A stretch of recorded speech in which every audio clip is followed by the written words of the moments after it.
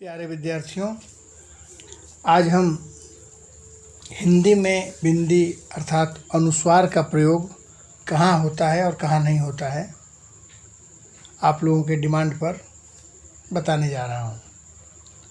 बहुत से बच्चों ने आग्रह किया था कि इसके प्रयोग स्थल को बता दें, तो मैं इसे बताने जा रहा हूँ। हिंदी में बिंदी अनुस्वार का प्रयोग कहाँ होता है और कहाँ नहीं होता है। तो इसमें दो होता है हिंदी में, एक अनुस्वार और एक अनुनासिक। अनुनासिक चंद्रबिंदु को बोलते हैं और अनुस्वार बिंदु को बोलते हैं। तो हिंदी में इन दोनों सिंबल का प्रयोग होता है, अनुस्वार और चंद्रबिंदु का। लेकिन संस्कृत में केवल अनुस्वार का प्रयोग होता है, केवल अनुस्वार। संस्कृत में चंद्रबिंदु नहीं होता। अब इसका प्रयोग कब और कहाँ होता है, इस पर हम चलते हैं। तो इसका प्रयोग स्वर रहित पंचमाक्षर के स्थान पर।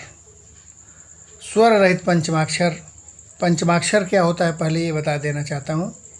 तो जैसे क वर्ग में क ख ग घ अंग, ये पंचमाक्षर है। च छ ज झ य पंचमाक्षर। ट वर्ग में अड़, पंचमाक्षर पांचवा। पहला है जैसे क, दूसरा है ख, तीसरा है ग, चौथा है घ और पांचवा अंग।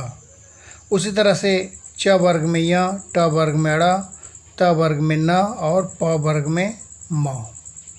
तो ये पंचमाक्षर हुआ, पांचवा वर्ण जो सबसे छोटा होता है, लास्ट में आता है। इनको अगर स्वर रहित प्रयोग करना हो, स्वर रहित से तात्पर्य है हर व्यंजनों में, इन सारे व्यंजनों में अ जुड़ा हुआ है। अगर हम अ को बाहर कर दें तो ये आधा क हो जाएगा, ये आधा ख हो जाएगा, ये आधा ग और ये आधा घ। जब उसमें अ जुड़ा है तब ये पूर्ण क हुआ, ख हुआ, ग हुआ। इसी तरह से अब हम देखते हैं कि जब ये पंचमाक्षरों को स्वर रहित कर दिया जाए तो ये कैसा होगा।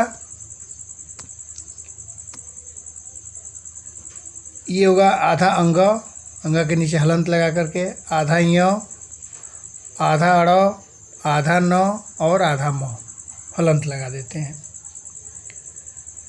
तो इनको अगर हम, इन्हीं के स्थानों पर अनुस्वार का प्रयोग होता है।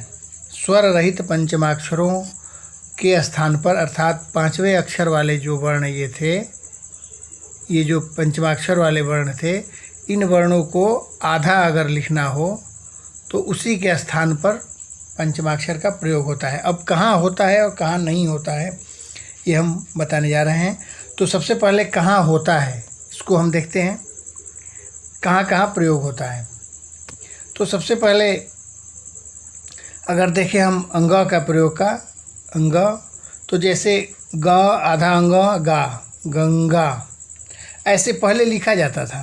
पुरानी पुस्तकों में दिखेगा इस तरह का लिखा हुआ गंगा, परंतु अब इसका प्रयोग बंद हो गया है और इस पंचमाक्षर जो अनुस्वार, जो स्वर रहित है, आधा अंग, उसके लिए अनुस्वार का प्रयोग कर दिया गया, हो गया ये गंगा। अब गंगा ऐसे लिखा जा रहा है। दूसरा वर्ण है आधा य, स्वर रहित ये भी है। तो इसको जैसे च आधा य चल, चंचल, ऐसे पहले लिखा जाता था, परंतु उसे अब अनुस्वार स्वर रहित जब प्रयोग करना होगा तो इसे अब लिखेंगे हम चंचल। अनुस्वार का प्रयोग, उसके जगह पर अनुस्वार का प्रयोग हो जाएगा। उसी तरह से है कंठ, आधा अड़ का प्रयोग इस तरह के कंठ लिखने में होता है, जो अब प्रचलन में नहीं है। आजकल कंठ हम ऐसे लिखते हैं। उसी तरह से आधा न का प्रयोग, स्वर रहित न, ये भी पंचमाक्षर है। जैसे हिंदी है, हिंदी, आधा न दी, इस तरह से देखने को मिलता है, परंतु व्याकरण के हिसाब से देखा जाए तो वह शुद्ध नहीं है। व्याकरण के हिसाब से अनुस्वार का प्रयोग होगा हिंदी, आधा न अनुस्वार के रूप में यहाँ आ जाएगा ह पर। इसके बाद है स्वर रहित म। इसका प्रयोग के संबंध में हम देखते हैं, जैसे संबंध लिखना है तो इस तरह से स आधा म, ब आधा न और ध संबंध हुआ। लेकिन हम अब इस तरह के प्रयोग न करके आधा म और आधा न जो पंचमाक्षर है स्वर रहित, उसको अनुस्वार के रूप में प्रयोग करके संबंध हम ऐसा लिख देते हैं। अब सवाल ये है कि पंचमाक्षर स्वर रहित अगर है तो उसका हम अनुस्वार के रूप में प्रयोग कर देते हैं, लेकिन किन किन परिस्थितियों में नहीं होता है। ऐसा नहीं कि हर जगह हम इसका प्रयोग करते हैं, किन किन परिस्थितियों में नहीं होता है, अब हम उसको देखते हैं। तो ये निम्नलिखित परिस्थितियों में इसका प्रयोग नहीं होता है। पंचमाक्षर का प्रयोग निम्न स्थितियों में नहीं होता है।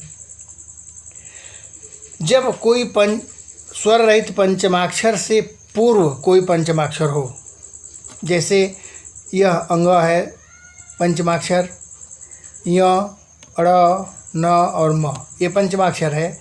इन पंचमाक्षरों से पूर्व पहले और साथ में य, व और ह, तीन ये है। इनसे पूर्व अगर कोई पंचमाक्षर आता है, पूर्व मतलब पहले, अगर कोई पंचमाक्षर स्वर रहित प्रयोग होता है, फिर से बताने जा रहा हूँ, फिर से बता देता हूँ, ध्यान से देखें आप लोग। कोई पंचमाक्षर हो, इनमें से कोई भी अंग, य, अड़, न और म, या य, व, ह, तीन यह भी है अपवाद में इसके साथ, तो पाँच ये और तीन ये, 8 से पहले, इन वर्णों से पहले अगर कोई पंचमाक्षर आता है स्वर रहित, ये पंचमाक्षर स्वर रहित अगर प्रयोग होता है इससे पहले, तो वहाँ पर अनुस्वार का प्रयोग नहीं होता है। वहाँ पर वह आधा न स्वर रहित पंचमाक्षर ही लिखा जाएगा।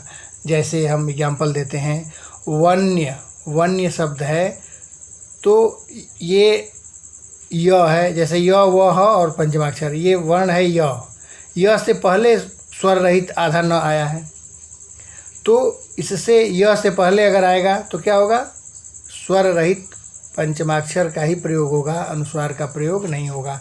अब हम वन्य ऐसे लिखेंगे, इस तरह से वन्य नहीं होगा। उसी तरह से धन्य, वो भी य से पहले आया है, आधा न स्वर रहित पंचमाक्षर, तो हम इसको ऐसे लिखेंगे, इस तरह से धन्य नहीं लिखेंगे, अनुस्वार का प्रयोग नहीं होगा।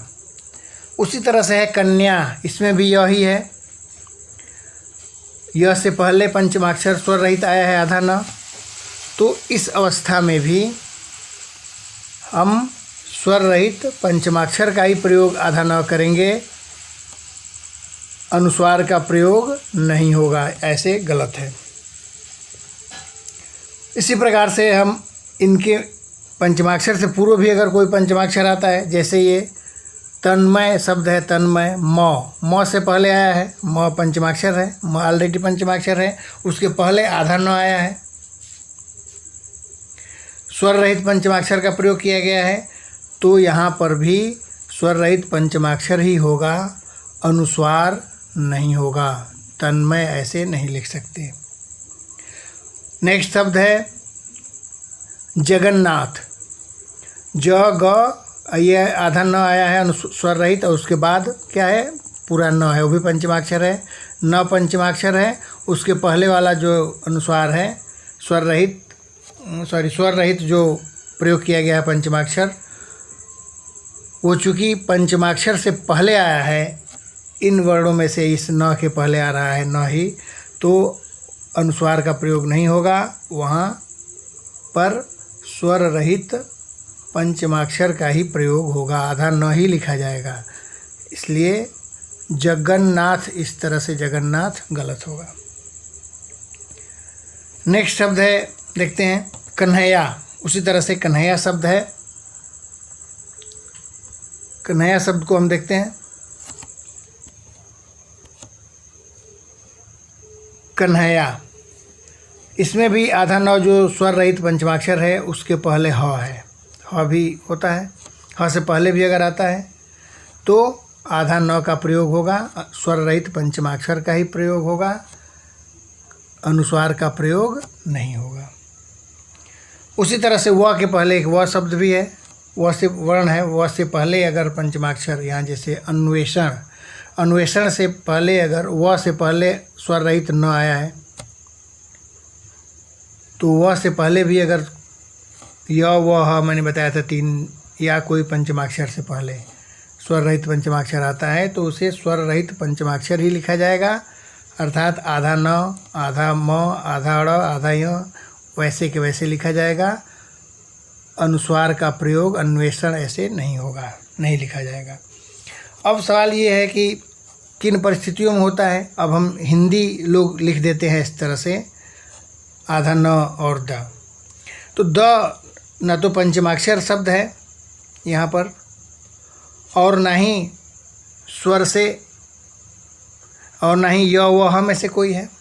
ये द से पहले स्वर रहित पंचमाक्षर आधा न आया है, तो आधा न से द के पहले आया है, तो द न तो कोई पंचमाक्षर है इनमें से कोई पंचमाक्षर है, और ना ही य व ह जो तीन है इससे ये है।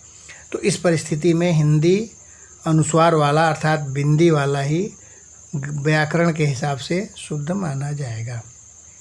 तो हमें उम्मीद है कि आप लोगों को समझ में आ गया होगा।